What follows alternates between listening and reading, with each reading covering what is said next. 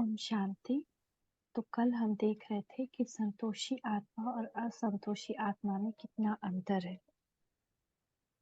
तो आज हर एक मनुष्य का स्वभाव ऐसा बन गया है कि वह या तो असं मतलब जो भी कहे 50% या उससे ज्यादा असंतुष्ट अवश्य रहता है और असंतुष्टता के कारण डिससैटिस्फैक्शन के कारण अपनी खुशी में घाटा डालता है। आज रुठने का स्वभाव इतना सामान्य हो गया है कि जब कोई व्यक्ति आपस में मिलते हैं तो आपस में पूछते हैं, क्यों जी खुशी राजी हो। इसका अर्थ यह हुआ कि हर एक मनुष्य सोचता है कि दूसरा व्यक्ति मुझसे या किसी परिस्थिति के कारण नाराज तो नहीं।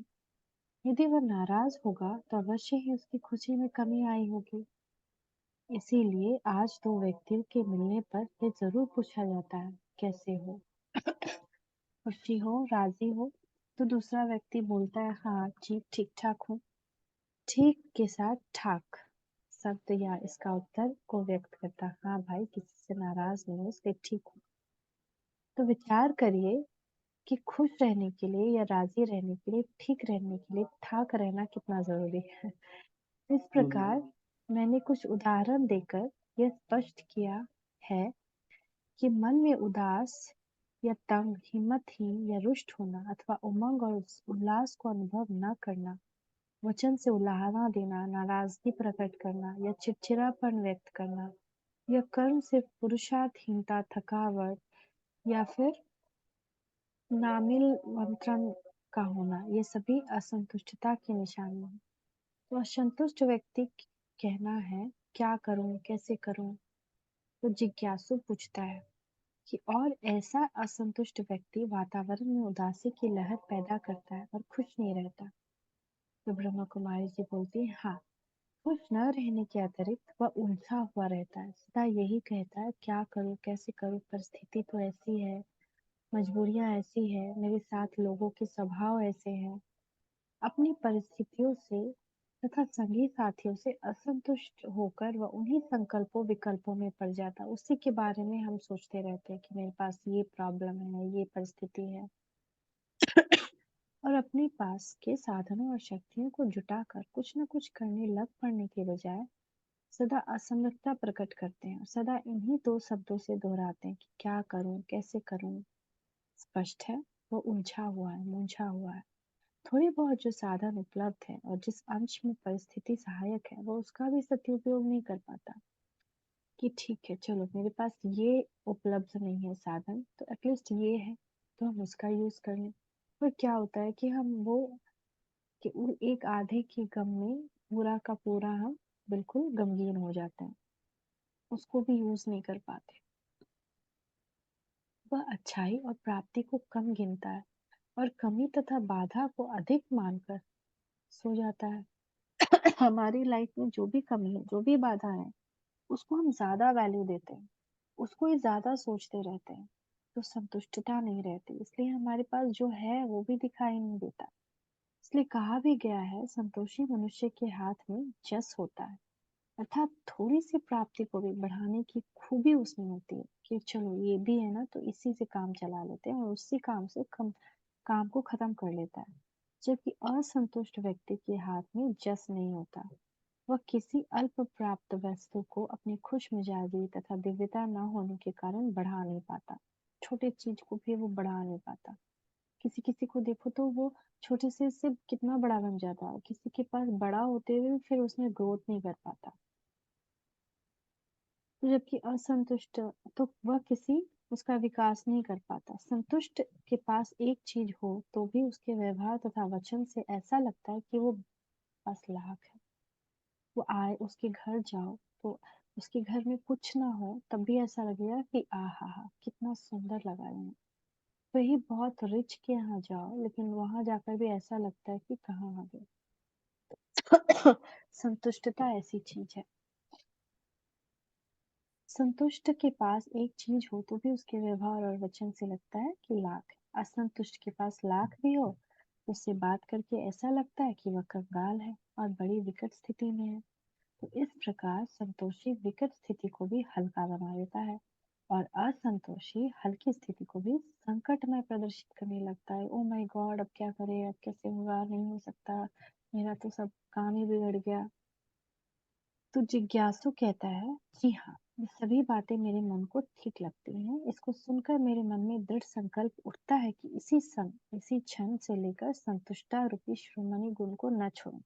संतुष्ट बन जाओ, चाहे कैसी भी परिस्थिति हो, कैसे भी लोग के संग गुजारना पड़े, परंतु रूठना, उलाहना देना, शिकायत करना, तंग होना, चिड़चिड़ा होना, ये सब नीच स्वभाव छोड़ दो। संतुष्टता का जब वो महात्मा सुन रहा है तो उसको ऐसा लग रहा है कि मैं भी संतुष्ट हो जाऊं, कितना आनंद है संतुष्ट होने में। छोड़ दूंगी रूठना, उलाहना देना, शिकायत करना, जो है उसमें बिल्कुल संतुष्ट।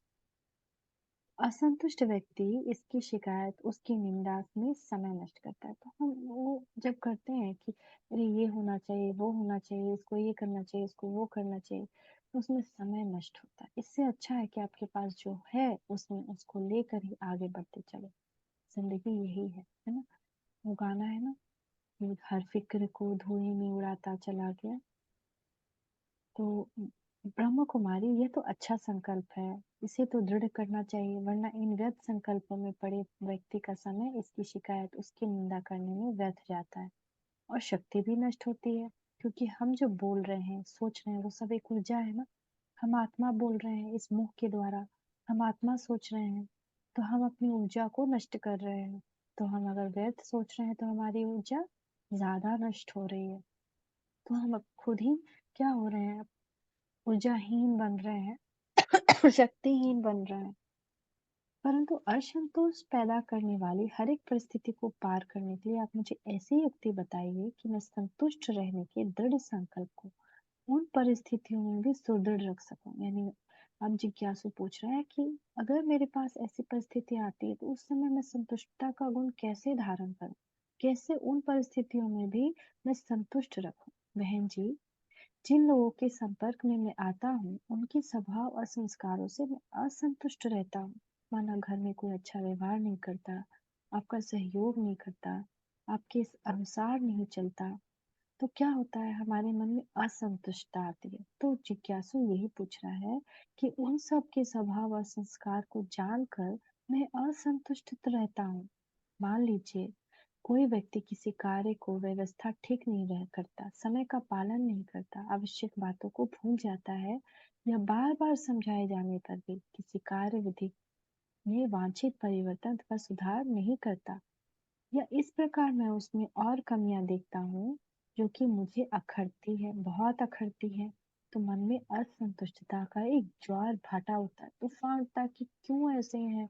ये बात मैंने इनको कितनी समझाई कि ऐसे करो, लेकिन बार बार ये वही गलती करते हैं। कभी बच्चों से शिकायत, कभी बड़ों से शिकायत, तो कुछ ना कुछ शिकायत मन में रहती है। उस व्यक्ति से बार बार असंतुष्ट रहने के कारण उसके प्रति मन में घृणा पैदा हो जाती है। मेरी ही किस्मत में ये मिला था, ऐसा घर मुझे ही मिला था, ऐसे बहुत सारे प्रश्न पैदा हो जाते हैं। स्वभाव चिड़चिड़ा हो जाता है, खुशी समाप्त हो जाती है। उस व्यक्ति को ठीक करने के लिए कोशिश करता हूँ पर वह ठीक नहीं होता। उस परिस्थिति में कोई परिवर्तन ना होते देखकर और ज़्यादा परेशानी होती है। अब मैं और उसको ठीक करने की कोशिश करता हूँ। घर में किसी बच्चे की आदत खराब है, मैं बार-बार एडवाइस करती हूँ, बार-बार उसको ठीक करने की कोशिश करती हूँ, वो ठीक नहीं होता तो असंतुष्टता आती है, क्रोध आता है, दुःख आती है। तब मुझे क्या करना चाहिए? दूसरे के स्वभाव से अपना स्वभाव ना मिलने पर भी संतोष कैसे आए? अब कोई जॉइंट फैमिली में रहता है, एक तो सारे काम करता है, दूसरे कोई काम नहीं करता, कैसे संतुष्ट रहें? तो ब्रह्मा कुमारी जी कहती, आपको यह याद रखना चाहिए कि यह मनुष्य सृष्टि विभिन्नताओं का खेल है। तो हमने देखा ना, 5 तरह के संस्कार, कभी किसी एक के संस्कार एक से कैसे मेल खाएंगे। कई कई जन्मों से आत्माएं वो संस्कार ढो रही हैं। वहाँ उसके कई कई फ्रेंड्स बने, कई कई परिवार बने, तरह तरह के परिवार। इस पे तो किसी का कंट्रोल नहीं कि हम किसी आत्मा के जन्म को कंट्रोल कर सके कि वो इसी परिवार में जाए, इसी तरह के परिवार में जाए। तो ऐसे आत्माओं के कई तरह के संस्कार उसके अंदर आ चुके हैं। जैसे सीढ़ी अब पूरी की पूरी डिफरेंट डिफरेंट बर्थ के संस्कार से भर गई है। तो यह विविधता का एक वृक्ष है, इसमें भांति भांति के लोग हैं, सबके संस्कार और स्वभाव अलग-अलग है। इस आसुरी सृष्टि में अभी क्या है, कलयुग चल रहा है ना, कलयुग है, यहाँ पे ज़्यादा आसुरी संस्कार है, काम, क्रोध, लोभ, मोह, अहंकार। तो इस आसुरी सृष्टि में हर कोई अपने-अपने खराब संस्कार के वश हुआ कर्म कर रहा है। यानी उसको पिछले जन्म से कोई आदत लग गई हो, उसको उसका वैसा उसका दोस्त, उसकी फैमिली वैसी मिल गई हो, जिससे उसका वो संस्कार हो गया। अब वो उसके अंदर ताकत कहाँ से आएगी जो वो उस संस्कार को बदल पाए? तो ताकत आ सकती है, लेकिन उसके अंदर स्वयं से ताकत नहीं आएगी। खुद से खुद के अंदर वो मैजिक नहीं हो सकता है, लेकिन संस्कार परिवर्तन किया जा सकता है। तो जब आप दूसरों को संस्कारों के परवश हुआ जानेंगे, तब आपके मन में तूफान नहीं उठेगा। वह व्यक्ति जिसे आप सुधारना चाहते हैं, पुरुषार्थ करने पर भी शीघ्र नहीं बदल पा रहा, क्योंकि उसके अपने संस्कार इतने दृढ़ हो चुके हैं। कभी कभी किसी की फैमिली में किसी को ड्रिंक करने की आदत होती है, कि किसी को क्रोध की आदत होती है, या किसी को असहयोग की आदत होती है, तो क्या पता कि वो कई जन्मों से, क्या पता कि वो 10 से भी ज्यादा जन्मों से इसी असहयोग के संस्कार को अपने अंदर धारण करते आ रहा हो। तो वो छुड़ाएगा कैसे? ये तो एक कड़े कपड़े पे धब्बे की तरह है, जिसको कई बार बार बार रगड़ना पड़ेगा, इस एहतियात के साथ कि वो कपड़ा फट ना जाए। तो धीरे-धीरे करके एक ही दिन में एक कपड़े को रगड़ते रहें कि आज ही के आज दाग छूट जाए, तो कपड़ा फट जाता है। लेकिन हम धीरे-धीरे उसको करें, आज थोड़ा धोया, फिर कुछ दिन बाद धोएँगे, यूज़ कर लेते हैं थोड़ा दिन, फिर कुछ दिन बाद धोएँ। ऐसे करके हम कपड़े धोएँ तो कपड़े नहीं फटेंगे और दाग छूट सकता है। लेकिन एक ही दिन में हम किसी के संस्कार बदल नहीं सकते। तो आप में भी तो असंतुष्ट रहने का संस्कार बना हुआ है, जिसके वशीभूत होकर आप उससे नाराज होते हैं। तो हम दूसरे को तो बहुत इजीली देख सकते हैं, लेकिन हम खुद को देखें कि हम क्यों नाराज हो रहे हैं। तो हमारे अंदर भी तो ये संस्कार बुरा हो गया ना। बुरे बनकर हम कभी किसी की बुराई को कैसे हटा सकते हैं? आप क्यों नहीं अपने इस रूठने की आदत को छोड़ देते?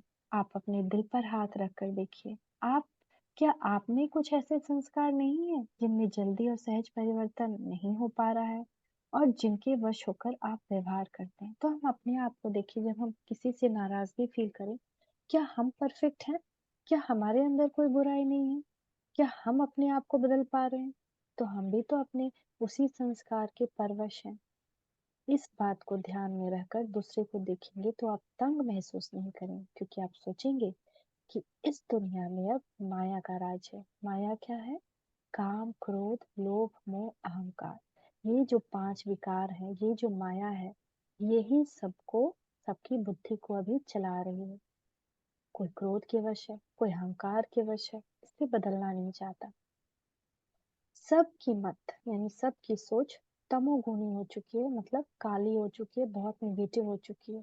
तो 3 तरह के गुण होते हैं, सतोगुण, रजोगुण, तमोगुण। सतोगुण बिल्कुल बिल्कुल पॉजिटिव, तमोगुण बिल्कुल नेगेटिव, और रजो जो होता है कुछ अच्छा कुछ बुरा मिला हुआ। तो इसे बदलने में समय तो लगेगा ही। जबकि मैं अपने किन्हीं संस्कारों को इतनी जल्दी नहीं बदल पा रहा, तो दूसरों से ऐसी आशा करके मैं निराशा के पल्ले क्यों लूं? अब मान लेते किसी के खाने का कोई संस्कार है, कि कोई किसी ऐसी खाने की चीज को पसंद करता है जो हम नहीं पसंद करते। तो हमारे अंदर भी तो कुछ ना कुछ ऐसे, जैसे किसी के अंदर चाय पीने की होती है, किसी के अंदर कोई चीज होती है, किसी को सॉल्ट ज्यादा चाहिए, किसी को शुगर ज्यादा पसंद है, तो हम भी तो अपने आप को उस चीज के अंदर ढाले हुए हैं। हम भी तो नहीं बदल पाते। पहले तो हम अपने आप को बदले, फिर देखिए कि हमने कैसे अपने आप को बदला, क्या क्या यूज किया, फिर उसको उसके ऊपर यूज करें ना। अगर हम अपने कपड़े को, अपने मन के कपड़े को साफ कर पाए, तो हम जानेंगे ना कि कौन सा सर्फ, कौन सा पानी और कितना टेम्परेचर रख करके इस चीज को साफ किया जा सकता है। तो हम दूसरे को भी ऐसे हेल्प कर सकते हैं। तो जबकि मैं निराशा के पल्ले क्यों लूं, जब मैं ही खुद इन संस्कारों को नहीं बदल पा रहा? अतः उससे असंतुष्ट होकर अपनी खुशी गंवाने के बजाय आप उसको भी गुण का दान करने की कोशिश करेंगे और नम्रता पूर्वक व्यवहार करने लगेंगे। परंतु जब आप ज्ञान के हथियार और पावर को छोड़ देते हैं, तभी आप पर असंतुष्टता का वार हो जाता है और आप तंग या सताया हुआ महसूस करते हैं। तो कल हम जानेंगे आर्थिक कठिनाई में संतोषता कैसे लाएं, अगर कोई फाइनेंशियल कुछ प्रॉब्लम है। तो हम अब आज जो जो कुछ भी हमने जाना अपनी आत्मिक स्थिति को कम करते हुए प्रैक्टिस करेंगे।